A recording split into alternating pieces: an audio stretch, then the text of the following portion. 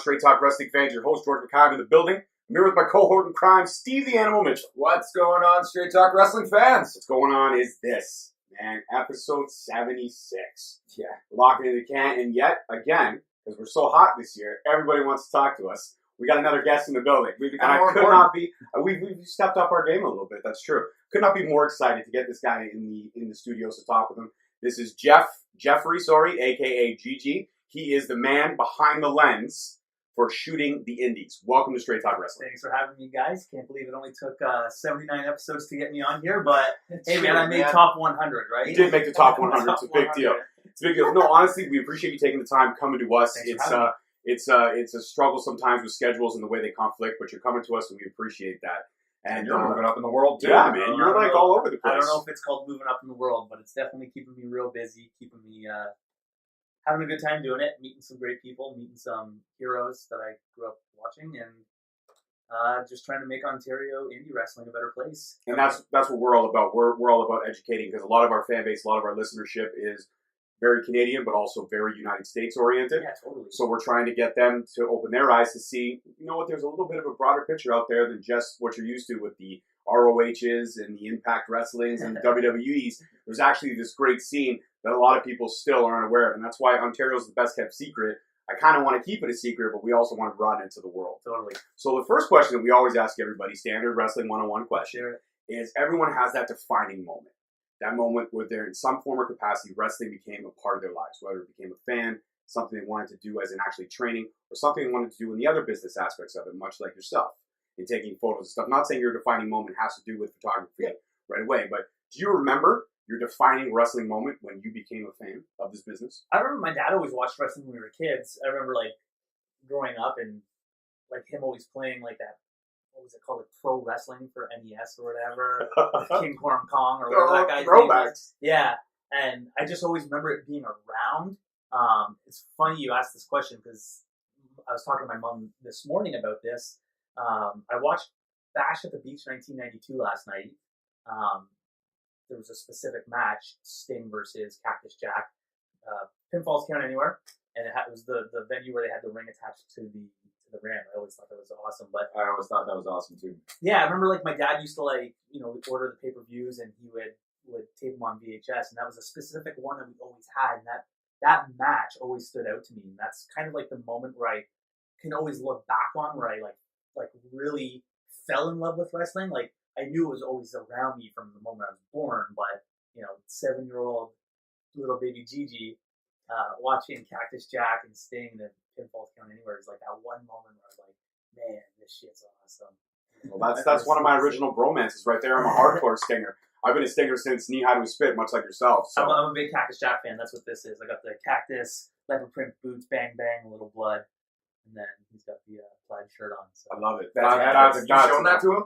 No, I've never met him. I've always wanted to meet him. I know he worked at Greektown out on the Danforth last year at some point, but I had not started shooting Greektown yet, so I haven't got a chance to meet him. We actually met him at a one-on-one, very intimate sit-down with him where he had that special he released on the network. Yeah.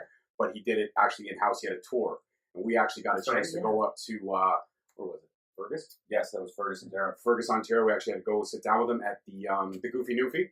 And it was one heck of a show, and we actually had a chance to meet and greet. We got some stuff signed. I got my actual Hell in the Cell DVD signed, cool. So it was super epic. And I got the Rise and Fall of ECW signed, which was awesome. So those were two great moments to cherish for sure. Yeah. And you actually answered the second question, which is great, which is, do you have a favorite match or a match that stands out to you? I don't know if that's my favorite match. Okay, all right. What would be your favorite match if you had to, or top 3 or top 5, you know, whatever.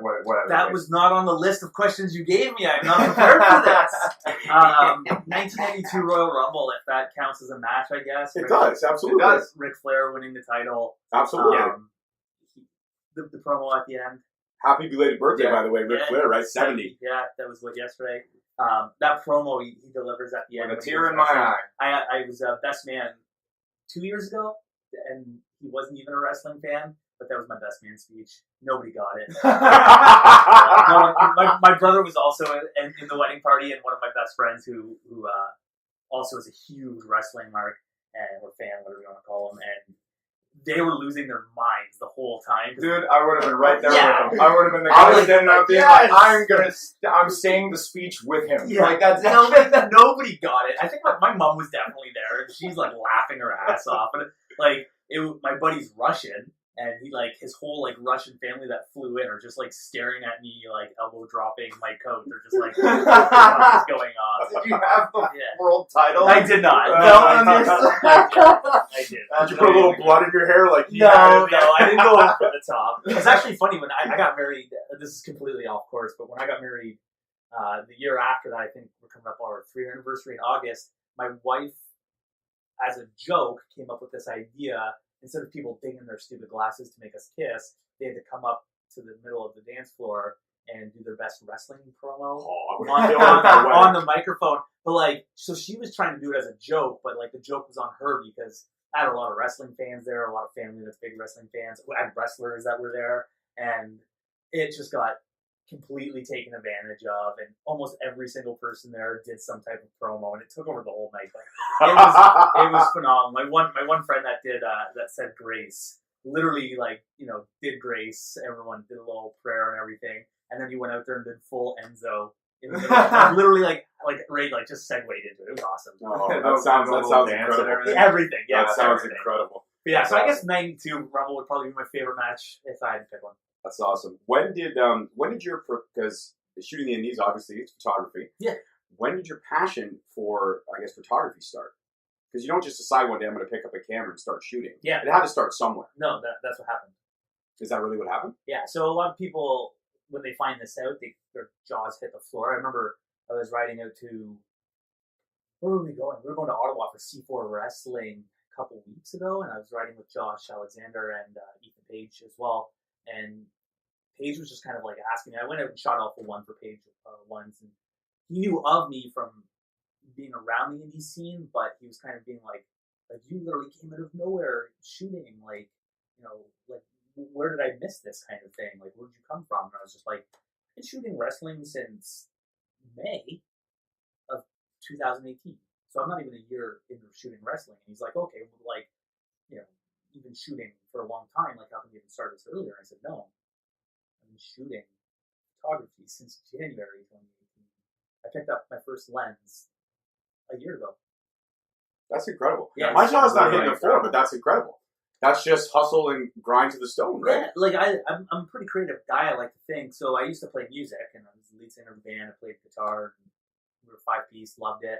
When we stopped playing, I kind of fell into a little bit of a depression because I missed it so much, and I was missing that creative outlet. I was missing the whole like, oh man, I came to your show, such a good time, thanks for that good night. And I guess it's like praise or whatever it is, whatever you want to call it. But I was missing that in my life, and I just one day, like, literally, there was a camera sitting at work, and I picked it up. I picked up a camera, and that's how I got into photography. I literally just picked up a camera and was like, I can do this. And I spent the next, 3-4 months just studying as much as I could about photography, just everything I could. Like, every moment I was awake, I was just studying photography, and that's literally how I became a photographer, professional photographer with zero training background. So that's awesome because that actually kind of steamrolls into my next question. Yeah. So you started photography January 2018. Yeah. And you started wrestling photography in May of 2018. Yeah, like that's when I started my brand. That's when you started shooting the Indies. So shooting the Indies is officially, it's not even a year old yet. It's not a year old. It's about 8 months old now. We're almost coming up on the year. Yeah. You're 10 months. We're almost coming up on the year old because March is it's happening. Yeah. Right? So it's just literally a couple days away. So when did or how did shooting the Indies come about, and what was the first like wrestling show, or who gave you that opportunity to shoot the show for the first time? It's kind of, so the first show I shot wasn't me getting the opportunity kind of thing. So I'll just answer the first question. First time I shot wrestling was from the audience at a Smash show. It was in April when we had that really horrible ice storm last year. Yes. And yes. I live about 45 minutes north of Toronto, and I have family down in the Port Credit area, like South Mississauga, and working down in Oakville, I was just like, well, I'm not going to drive home because it's an ice storm. I'm not going to make it. So I stayed at their place for a couple nights, and Smash Wrestling was running a show at the Rec Room in Toronto, which is just off the GO line. So I just literally hopped on the train because it's so accessible. And I brought my camera and shot from the audience, and my shots were awesome. In my mind, I was just like, fuck, man, like, I love photography.